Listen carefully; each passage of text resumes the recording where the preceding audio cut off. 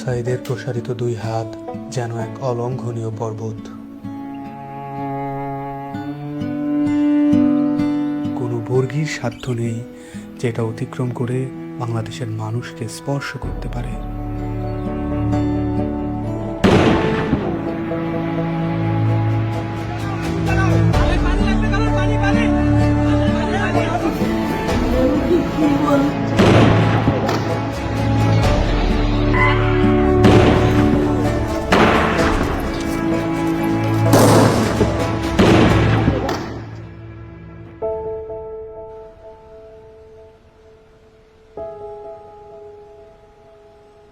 জুলাইয়ের পর থেকে বাবা প্রতিদিনই রাস্তার আশেপাশে হাঁটাহাঁটি করেন।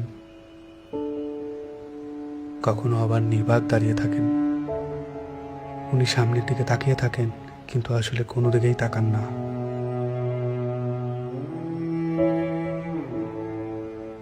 যেসব রাস্তা দিয়ে ওনার ছেলে হাঁটতো, ওইসব রাস্তায় উনি দাঁড়ালে উনি ওনার ছেলের রোম পান।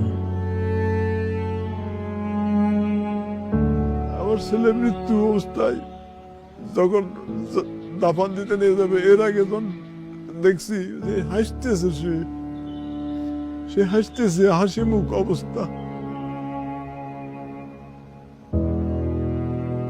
ইভেন্টের কাজ করতো, শুধু বাপের কিভাবে একটু সাহায্য করে। কোনো আজে বাজে আড্ডাতে ছিল না। ওই সারাদিন শুধু কলেজ থেকে আসা ও একটুখানি বিকেল বেলা একটু বন্ধু বান্ধব নিয়ে ক্রিকেট খেলতো, ক্রিকেটের পাগল।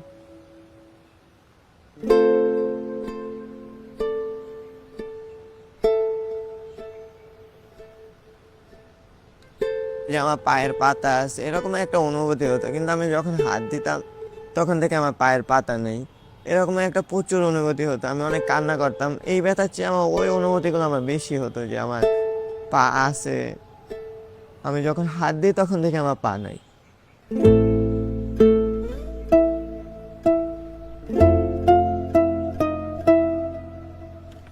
এই হসপিটালে আমি অল্প কিছুদিন হলো আসলাম। পা দিয়ে নতুনভাবে হাঁটা শিখতে আছি, মানে ছোটকালে যেভাবে হাঁটা শিখেছে মা, ওই রকমের এখানেও হাঁটা শিখাচ্ছে আর কি।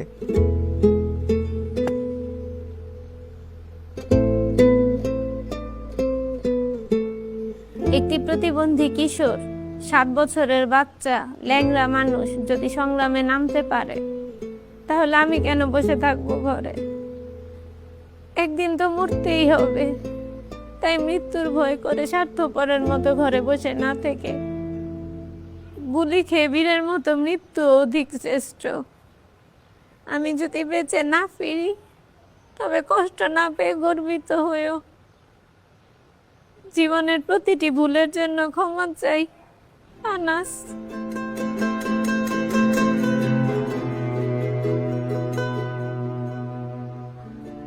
আমার সন্তানের বুকে গুলি লাগছে, আর ছিদ্রটা হয়েছে আমার কলিজায়। আল্লাহ পাক যতদিন আমাকে হায়াত দিছে, আমি এই হাহাকার নিয়ে বেঁচে থাকবো।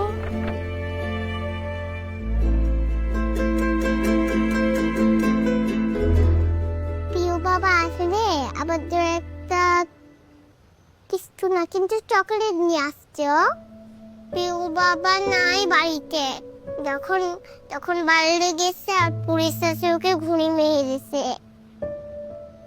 আই মিস ইউ পিউ বাবা।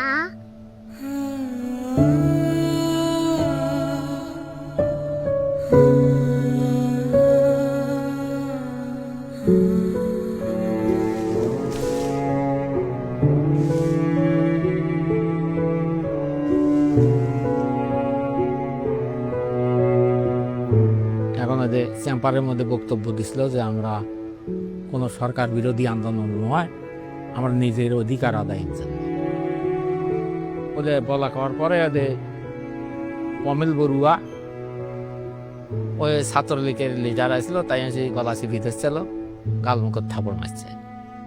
এখন ওই জন্যই ওর জেদ ধরে শহীদ হলো কি এখন ওটার ব্যাখ্যাটা আর আমি জানি না।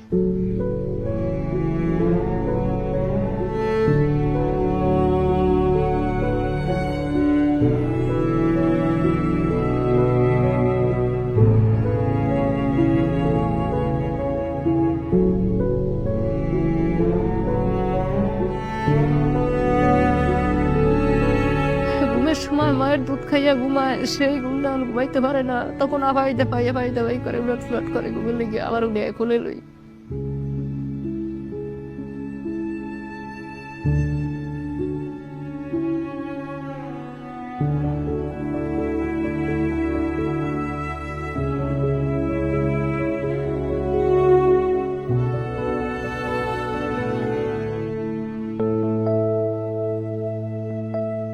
এখানে এসে যখন দেখি যে এখানে সবসময় ভাইয়া পড়াশোনা করতো, এই বিছানাতে থাকতো, এখন যখন দেখি ও নাই তখন একটা শূন্যতা কাজ করে মনের মধ্যে। খারাপ লাগে যখন দেখি যে ভাইয়া এই রুমে নাই। এই ছবিটা 18 জুলাই আমার আন্টি নাজিয়া খান ফেসবুকে পোস্ট করেছিল।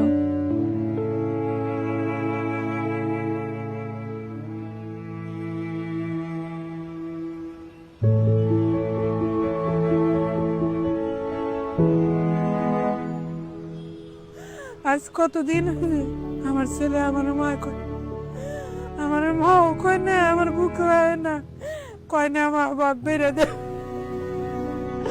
আমার সন্তানরা যারা যেভাবে মারছে, আল্লাহ তাদের বিচার করুক। আমি সরকারের কাছেও বিচার চাই, জনগণের কাছেও বিচার চাই। আমার সন্তানরা মারছে, হাজার হাজার মায়ের বুক খালি করছে, যে কালি করছে তারও বিচার করুক আল্লাহ। কতটা তুমি হারালে বন্ধু, কেঁদেছে অন্তর। জানো না তুমি হারাবার ব্যথা, জানে পলাশির প্রান্ত।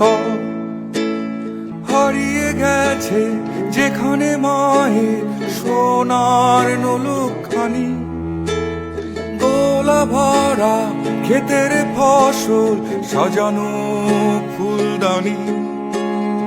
এ হারানোর বেদনা তুমি রেখো অন্তরে, দেখবে তোমার দুঃখ লুকাবে পলাশির প্রান্তরে। বাংলাদেশের বুকের ওপর চেপে বসা 36 দিনের এই ভারই আমরা নিতে পারছি না। একবার ভাবি চলেন, 16 বছরে কত বড় ভার হয়ে এটা আমাদের বুকের উপর বসেছিল। এই ভারই আমাদের শক্তি দিক সংস্কার করে নতুন বাংলাদেশ গড়ার।